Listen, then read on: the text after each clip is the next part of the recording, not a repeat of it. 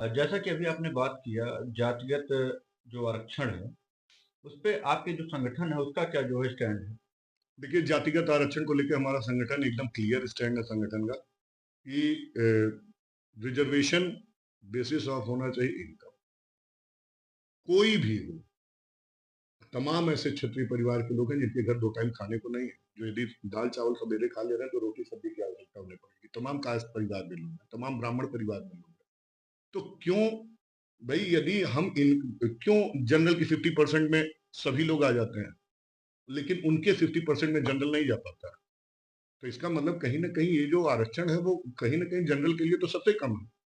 और यदि हम इसी को कर दें कि 25% 30% आरक्षण सभी के लिए, अभी हम लोगों को एक झुंझुना दिया गया 10% कि 10% का आरक्षण जो सरकार ने दिया है सवर्णों के लिए कि वो भी उस पे पा सकते हैं, क्या नाम है इनका ईडब्ल्यू इकोनॉमिक वीकर सेक्शन पे।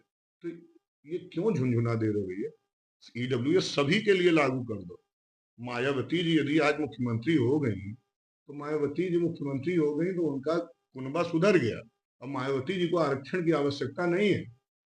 तो इस चीज का हमको ध्यान रखना पड़ेगा और यही क्लियर स्टैंड है राष्ट्रीय राजपूत गढ़ी सेना का कि आरक्षण जो है ये आरक्षण का लाभ सीधे सीधे ईडब्ल्यूएस के आधार पर हो और उसी के आधार पर उनकी कैटेगरी सेट की जाए, उसी हिसाब से आरक्षण दिया जाए।